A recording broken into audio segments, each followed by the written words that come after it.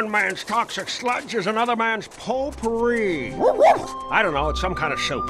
Welcome to Watch Mojo. And today we're counting down our picks for the best characters we thought were villains, but ended up good guys. Eventually, at least. There will be spoilers.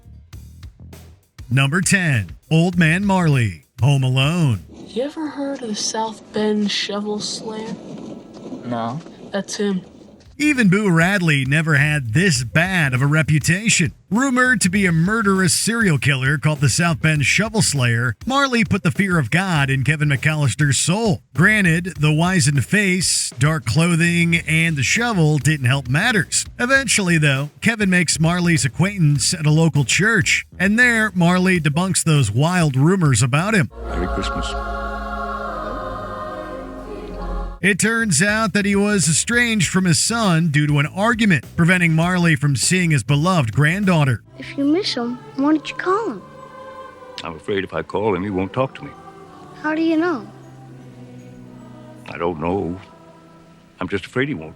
Kevin's friendship with Marley proved life-saving, as Marley rescued him from the wet bandits. Appearances really can be deceiving. Come on, let's get you home. Number 9, Phil Connors, Groundhog Day. Sometimes protagonists can be the worst villains. Weatherman Phil Connors is a real piece of work in particular. Ned, I would love to stand here and talk with you, but I'm not going to. See. Snobbish, rude, and condescending, Phil is forced to stay in Punxsutawney for Groundhog Day, intending to leave the following morning. Instead, Phil finds himself in a time loop, waking up each morning to Sonny and Cher and repeating the same events.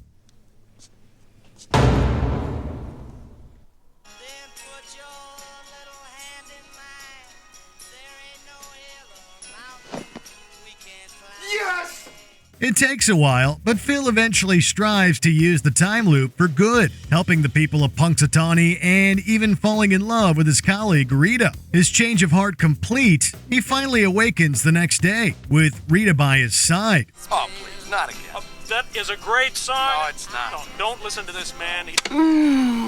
It's too early. This is one redemption arc we approve of. Number 8, Cable, Deadpool 2. A time-traveling soldier, Cable is introduced as just another villain Wade Wilson must fight. When he attacks a young mutant, Russell Collins, Wade wastes no time to protect the latter. Hello, Russell. But Russell betrays him big time when he solicits inmate Juggernaut in a revenge plot, with Juggernaut ripping Wade in half. As Wade recovers, Cable explains that Russell becomes a serial killer in the future, killing Cable's family. He came into my home and took the only thing that made it a home. Wade agrees to help take Russell down, sacrificing himself. Cable then travels back in time, not only to save Wade, but also his girlfriend, Vanessa. It's okay. There's a time for us. It's just not now. They need you. The real hero, it turns out, is the one you least expect. Number 7, Jobu Tupaki. Everything, everywhere, all at once. I got bored one day, and I put everything on a bagel. Everything. It's bad enough learning about several parallel universes, but what if your daughter were a villain in all of them? Evelyn Wang is a struggling Chinese immigrant with a strained relationship with her daughter, Joy. You are very lucky. 你知不知道你老妈对你交女朋友已经很 open 了，她还是一个老外。 While her laundromat is being audited by the IRS, her husband from a parallel universe saddles her with devastating news. Alpha Joy, known as Jobu Tupaki, is going to destroy the multiverse. But Jobu's villainy is a cry for help. What she wants is for Evelyn to join her in the nihilist void. I wanted to see if I went in, could I finally escape? Like actually die. Evelyn instead chooses radical empathy, saving Jobu from the nihilistic everything bagel and reconciling with her daughter. Lesson learned, do not underestimate the power of bagels. Number 6, Plutarch Heavensby, the Hunger Games franchise. A man on the inside is always requisite in a revolution. The plan was always to get you out Half the tributes were in on it. This is the revolution.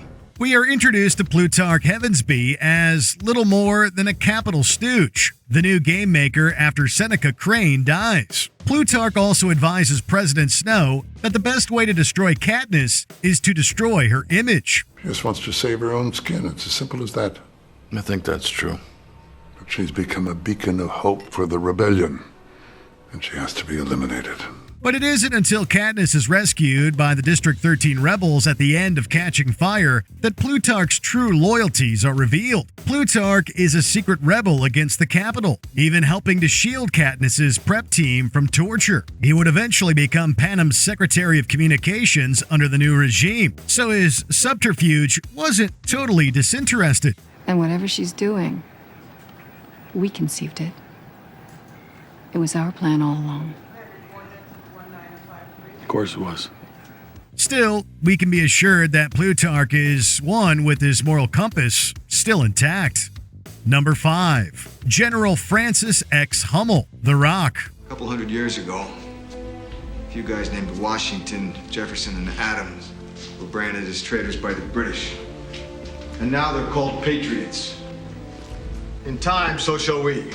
Everybody likes a rebel with a cause. Once a loyal state stooge, General Frank Hummel and his second-in-command now go against the U.S. government itself, taking the island of Alcatraz prisoner. The demands? $100 million due to his men and the families of those who died on covert missions and were not compensated. If not, then San Francisco will get the worst rocket show imaginable. You alert the media. I launch the gas. You refuse payment, I launch the gas. But Hummel is not a case of a character with a good motive but bad means. His rocket threat was a bluff, detonating it harmlessly into the sea. Hummel then valiantly tries to call off the mission. This mission was based on the threat of force. I'm not about to kill 80,000 innocent people. Do you think I'm out of my f***ing mind? His refusal to endanger civilians leads to his tragic death due to mutiny. The true heroes are often the most unexpected ones. Number 4. The Grinch. Dr. Seuss, How the Grinch Stole Christmas.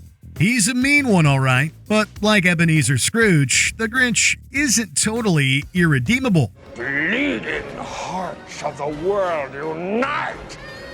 Detesting the very idea of Christmas and the holidays, the Grinch hatches a plan to steal Christmas from the residents of Whoville. In this adaptation, however, the Grinch's hatred for the holiday stems from schoolyard harassment and the materialistic culture of Whovian Christmas in general. Stupid cribbing!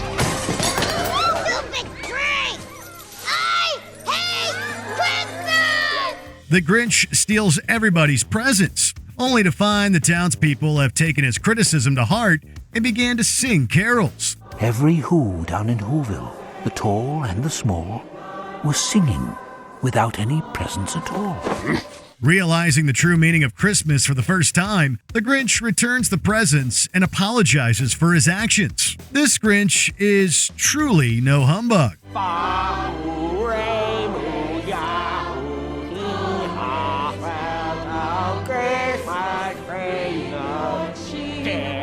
Number 3. Captain Lou Renault, Casablanca. We were shocked, we tell you, when this shamelessly corrupt police captain turned out to be not such a bad guy. I'm shocked to find that gambling is going on in here. Granted, Renault was just a minor antagonist in this tale of loyalties, lost love, and fighting Nazis. The worst he ever did was to try and arrest Ilsa's husband, Laszlo. This is the end of the chase. 20,000 francs says it isn't. Is that a serious offer? But Renault does do Rick a solid when the latter shoots Strasser dead. It turns out corruption can go both ways, and may be used for good. And of course, there is Rick's now iconic line about his and Renault's new alliance. Louis, I think this is the beginning of a beautiful friendship. Number 2. Roy Batty, Blade Runner. It isn't easy being a replicant. In this dystopian future of Blade Runner, these humanoid androids are created and destroyed once their use in the space colonies has been fulfilled. It seems you feel our work is not a benefit to the public. Replicants are like any other machine. They're either a benefit or a hazard. One such replicant is Roy Baddy, who manages to elude the authorities with his fellows, seeking out his corporate creator to give him more life. I've done questionable things, also extraordinary things. Revel in your time. But it isn't long before Rick Deckard catches up to him and Roy's own body begins to fail him. He dies, uttering a now iconic monologue. All those moments will be lost in time.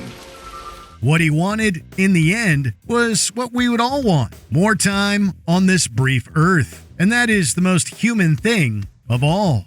Before we continue, be sure to subscribe to our channel and ring the bell to get notified about our latest videos. You have the option to be notified for occasional videos or all of them. If you're on your phone, make sure you go into your settings and switch on notifications. Number 1. Severus Snape, the Harry Potter franchise. There are few Harry Potter characters that inspire such love and hate as Hogwarts' own potions master and ex-Death Eater. Severus Snape is acerbic, domineering, and truly hates Harry for the sins of his father, who had picked on Snape in school. Sir, it's Quidditch tomorrow. Then I suggest you take extra care, Mr. Potter. Loss of limb will not excuse you. But Snape ultimately turns from Voldemort's pure-blood terrorism due to the love he had for a Muggle-born, Lily, Harry's own mother. Despite Snape's trauma and grudges, he successfully protects not only Harry, but his fellow students. He isn't even guilty of Dumbledore's death, since Snape only killed him on his orders. Avada Kedavra. In the end, Snape deserved credit for his covert and heroic actions, and for teaching us that being nice is different than being good. Look at me.